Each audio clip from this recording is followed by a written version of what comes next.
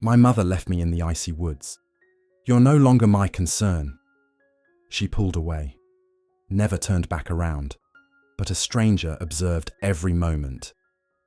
I recall thinking a lot while seated in the passenger seat of my mother's Ford Escape. My knees pressed together, cardigan snug, and hands tucked beneath my thighs for warmth. She hadn't activated the heating, but I refrained from asking. I had learned long ago not to seek comfort. My mother, Elaine, drove in silence, her gaze fixed ahead, lips tight, and her jaw working as it always did when she nursed a grievance. I observed her hands on the steering wheel. No ring, just the firm grip of someone who had already made up her mind about how this would conclude. "Where are we headed again?" I inquired lightly, pretending I wasn't already preparing for something dreadful. "It's a surprise," she replied flatly. "Trust me." Those two words, "trust me," echoed in my mind. I had heard them before being pulled out of a friend's birthday celebration prematurely, before the psychiatrist appointments I had not consented to, and before the apology that never materialized after Heather, my sister, read my journal aloud at Christmas. We passed the final gas station out of town, and cell service faded along with the radio. The trees closed in like jaws. I stared at the GPS screen, which had gone blank somewhere beyond the city limits. I stopped pretending this was anything other than punishment. "I didn't do anything wrong," I murmured quietly, but she remained silent. The tires crunched over gravel as she veered off the main road onto an unfamiliar dirt path. No signposts, no other vehicles. The forest swallowed the light, and my stomach tightened with electricity when the car jerked to a halt. She didn't glance at me, simply opened her door and stepped outside. The cold rushed in like an accusation. I barely had time to unbuckle my seatbelt before she flung open my door and grabbed my arm. "Mum, you'll be fine," she said sharply. "I'll return when you're ready to stop making everything about yourself." "What does that mean?" I asked, but she was already throwing a duffel bag onto the frozen ground. I stumbled, twisting my ankle, pain shooting through my leg, sharp and immediate. The door slammed shut as she walked back to the driver's side without looking back. The tail, lights blinked once, red against the white bark of bare trees, then vanished. Just like that, I was alone. No wheelchair, no phone, no coat to fend off that kind of cold. Just me, a duffel bag, and a patch of woods so silent it felt as if God had left early. But here's the part she didn't know. Someone was already watching. I don't recall falling asleep, only the moment I woke. The cold had burrowed into my spine. My limbs were stiff, and my fingers curled like old leaves. The forest had gone quiet. Too quiet. Not even the wind, just the low hiss of frost settling into the earth. I shifted my body, attempting to sit up, and pain flared from my ankle all the way to my ribs. I bit down hard to suppress a scream and to remain present. I couldn't afford to be anything but alive. That's when I heard it. A snap. The clean break of a twig underfoot. Not wind, not some squirrel, but something too heavy. I froze. Another sound. A shuffle. Then silence. I pressed my back tighter against the wooden legs of the deer stand, breathing shallowly, every instinct urging me to make myself smaller. Then I saw them. Boots. Not hiking boots, but leather. Old and caked with dirt, worn yet sturdy. Whoever wore them was no stranger to the woods. They didn't move. I don't know how long I stared. Seconds. Perhaps longer. Long enough to question if I was hallucinating. Long enough to think, if this is the end, let it be quiet. Then the boots stepped forward. A tall figure with a coat and a hood pulled low. No weapon, no flashlight. Just a backpack slung low on one shoulder. He knelt carefully, as if I might startle, and without a word, unscrewed a plastic water bottle and held it out. My hands trembled as I reached for it. He noticed, but didn't react. Next, he offered a heavy flannel jacket, draping it over my shoulders like a parent tucking in a child, still without a word. I wanted to ask who he was, Why? He was out here, but my throat felt raw and torn, the cold having stolen my voice. Instead, I watched as he gathered fallen branches and with quick, practiced motions, sparked a flame. The fire was small but real. Heat, light, proof that I wasn't dead yet. He reached into his bag again and handed me a half-eaten granola bar. No wrapper, just held out as if it wasn't the first time he'd done this. I ate it in silence, hunger louder than fear. He sat nearby, not too close, eyes down, letting the fire carry the weight. Then, just as quietly as he had arrived, he stood, pulled his hood tighter, and vanished into the trees. No name, no goodbye. But I wasn't alone anymore, and that was the first thing she hadn't planned for. Morning arrived slowly and colourlessly, just a faint lightening of the darkness, as if the world wasn't quite ready to let me go. The fire had dwindled to soft grey ash, and my hands, wrapped in the borrowed flannel, were stiff with cold, but I could still move. That counted for something. My ankle was worse, swollen now. Any weight sent pain lancing up my side. I tore a sleeve from the duffel's extra shirt and tied it tightly, using a broken branch as a makeshift cane. It was rudimentary, but I didn't plan to walk far. Just far enough to avoid dying exactly where she left me. Each step was a drag, not just because of the pain, but because every tree looked the same. Every patch of ground felt like a question I didn't know how to answer. Then I spotted it. Square of white against the brown leaves, paper. I nearly walked past it, thinking it was a scrap from my duffel or trash left by hikers. But something about the neat, careful folding made me stop. I bent down and picked it up with numb fingers. It was a page from my journal. I stared at it, blinking. My old handwriting, sharp letters, uneven margins, a sketch of a willow tree I had drawn when I was 15, the same one Heather had laughed at before tearing the page and tossing it across the kitchen. But this page wasn't torn. It was clean, without mud or rips, just placed there with a different handwriting. Steadier, more mature. 6 words were scrawled in pencil. You deserved better. Keep walking. I stood frozen. This wasn't a coincidence. This wasn't mere luck. Someone had found my journal, someone had preserved this page, and someone had brought it here. Not to harm me, but to guide me. I glanced around. The forest hadn't changed, still silent, still watching. I tucked the page into my coat pocket like a fragile passport and continued moving. Then, 20 feet ahead, I spotted another scrap of paper. This one burned at the edges, but still legible. A sentence I remembered writing when I was 12. Just like that, the path through the woods was no longer aimless. Someone had left me a trail, and I intended to follow it. The trail of pages led me deeper into the trees, but not randomly. The placements were too intentional. Always at eye level, always shielded from the wind. Some were half burned, some fully intact, and every single one had once belonged to me. Lines from poems I wrote when I couldn't sleep, a sketch of a tree swing I never got to ride, even a birthday letter I penned to myself when I turned 16, and no one remembered. These weren't things you could find in a drawer. They were pages I had hidden, lost, or thought destroyed. Someone had kept them, not just found them, but preserved them. By mid-afternoon, my limbs were trembling again, the branch I used as a cane splitting. My breath left in cloudy bursts as the wind picked up, pushing me towards something I couldn't name. Then I saw it, tucked beneath a low overhang of pine, half covered by dead leaves and moss. A small ranger station, long abandoned, with a sagging roof and a door hanging off one hinge. The windows, though dusty, weren't broken, as if whoever used to be here still returned from time to time. I pushed the door open with my shoulder. The hinges groaned, but relented. Inside, it smelled like wood smoke and time. Dust curled in, the corners, rust on the doorknobs. A battered desk stood beneath the far window, and on it sat an old laptop, scratched. Its plastic casing faded to grey, but it was on. The dim green light of a solar charger blinked quietly in the window frame.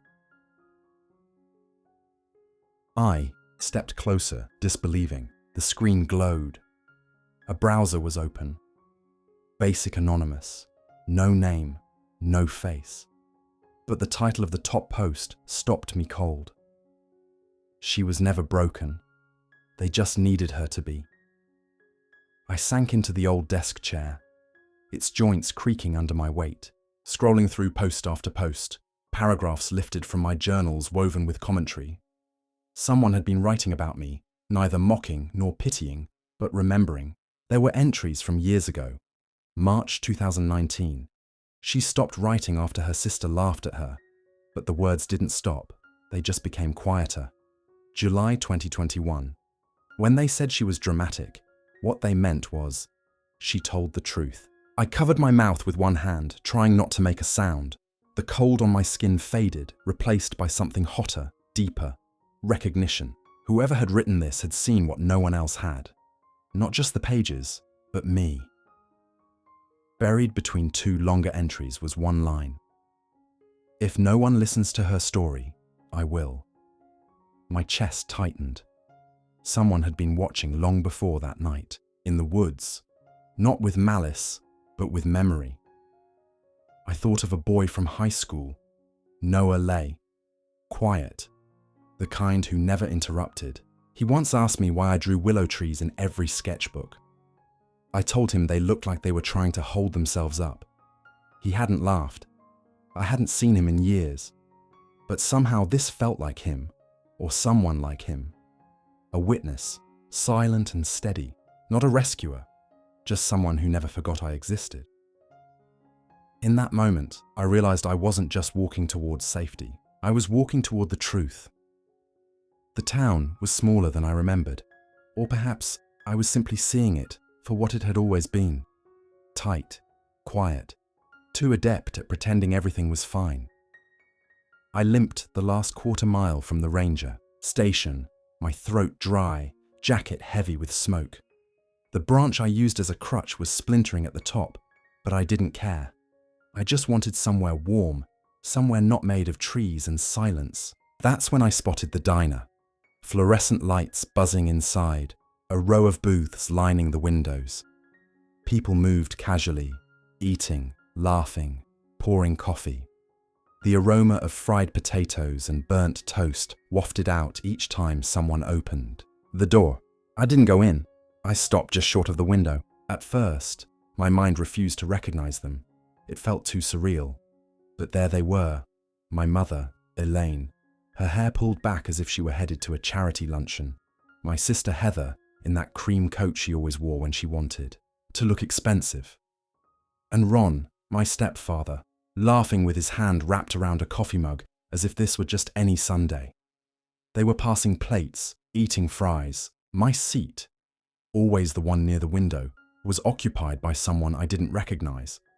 A neighbor or a church friend. It didn't matter. They weren't looking around, weren't anxious or subdued, weren't missing me. They weren't even wondering. I stood there, breath fogging the glass, until my knees nearly gave out, not from shock, but from clarity. They hadn't abandoned me in a moment of panic. They had planned it, and they were moving on as though I had never existed. Then, across the table, I saw her, Jessa, my cousin. She was always the quiet one at reunions, the one who sat with me during the birthdays I was allowed to attend. Once, she braided my hair while we watched old VHS tapes on mute in the basement. Now she was older, sharper around the eyes, and she saw me. Her fork froze mid-air, her shoulders stiffened, and she looked directly at me through the glass. For a moment, the noise in the diner faded. Jessa mouthed 2 words. I'm sorry. Not rushed, not ashamed, just genuine. With that, she looked down, said nothing to the others, didn't stand up, but I recalled something. Weeks ago, I had heard her voice in the hallway, right after Elaine and Heather had whispered in the kitchen for over an hour. Something about clearing space and not being able to handle her mood swings anymore. Jessa had paused, lingered. She had known something. Maybe not everything, but enough, and hadn't said a word. I stepped back from the glass. The light from the diner spilled across the sidewalk in stripes. My body ached. My lungs burned. But at least now I knew the truth. They didn't forget me. They erased me. I didn't return to the woods that night. I walked until my legs gave out behind a gas station dumpster, where the warmth from the building's vent barely kept the frost off my face. When the sun rose, I dragged myself to the edge of downtown, the old part of town where the sidewalk still had brick beneath the cracks. I didn't know what I was looking for. Maybe just somewhere I hadn't already been forgotten. That's when I saw it. A small, narrow building with tall windows and hand-lettered signage, reading Holston Books and Sundries. I had been here once as a child. My father had taken me before a church event, letting me pick out a bookmark with a pressed daisy inside. I hadn't thought about that day in years. The bell above the door chimed softly as I stepped inside. The warmth was dry, almost dusty, but it wrapped around me like something familiar. Behind the counter, a man looked up from his crossword. Older, kind eyes, a sweater with elbow patches, the kind of person built from quiet years. He blinked slowly. "Well, I'll be." I stood still, unsure if I should speak. "You're Mara Quinn, aren't you?" he said. I hesitated. "Yes." He nodded once, as if he had anticipated my arrival. "Your father asked me to give you something, if you ever came through." I frowned. My father. He was already moving to the back through a curtain strung with faded plastic beads. A few moments later, he returned holding a small rectangular package wrapped in brown paper and tied with twine. It looked aged, but not forgotten. "He left this with me a year before he passed," the man said gently. "He said it wasn't time yet, told me you'd know." My hands trembled as I untied the string. Inside was a leather-bound journal, worn at the edges, the kind without branding, just texture and weight. I opened the cover. "Mara," the first page read, "if you're reading this, I hope you found your way back to yourself." My breath caught. Page after page revealed his handwriting. Notes, sketches, entries written on birthdays he couldn't attend, letters he never mailed, newspaper clippings about my school art competition in 10th grade. He had been watching, not in the way my mother accused, controlling or possessive, but in the way someone does when they've been forced outside the story and are still trying to stay close. There were legal documents too, copies of filings, requests for visitation, one handwritten letter stamped "Return to Sender." I sat down on a wooden bench beneath the window, holding the journal in both hands as if it might vanish if I blinked. He hadn't left me. He had been erased too. For the first time in what felt like forever, I didn't feel invisible. I felt remembered. The gallery was tucked into the corner of a renovated post office. Brick walls, exposed beams, the kind of place where the floors creaked and the art did most of the talking. I hadn't planned to submit the painting. It had started as something to release the noise from my head, brushed onto canvas late at night alone in my borrowed room above a bakery. But when the call for anonymous submissions came out, something within me leaned forward. The piece was titled "The Forgotten Room." A girl painted in muted tones stood behind a pane of glass, her hands pressed flat against it, her mouth open, her eyes steady. No one else was in the painting. I didn't need them to be. On the night of the showcase, I arrived early and remained in the shadows. No name tag, no announcement. I stood behind a column near the back, watching as the crowd filed in. Then I spotted them. Elaine, Heather, Ron. They moved through the space like they owned it, wine in hand, smiles soft, expressions measured. They didn't know I was in the room, didn't even suspect. And why would they? As far as they were concerned, I was gone. A chapter crossed out, a file closed. They stopped in front of the painting. Heather tilted her head. Weird, this one. Feels familiar. Elaine didn't blink. These sad little artists think silence is a personality. I said nothing. just waited. A few moments later, the gallery curator stepped up to the mic. Thank you all for attending our Emerging Voices exhibit. As you know, all works tonight have been anonymous until now. It's time to reveal the names behind each piece. He walked slowly down the line of art, reading names, inviting brief applause. People clapped politely, sipping wine, murmuring approval. Then he reached mine. He paused. This, he said, his voice carrying across the gallery, is The Forgotten, Room by Mara Quinn. The ensuing silence was different. It wasn't confusion, it was impact. A wine glass slipped from someone's hand and shattered. Elaine turned first, her face pale, her mouth opening, but no words emerging. Ron blinked, as if someone had just struck him in the chest. Heather stared at the painting again, truly looked this time. And then her eyes found mine. I stepped out. From behind the column, no makeup, no curated expression, just me as I was, in the body and silence they once deemed too inconvenient to keep. I didn't speak. I didn't need to. They had stared at me for 20 years and never seen me. Tonight, they couldn't look away.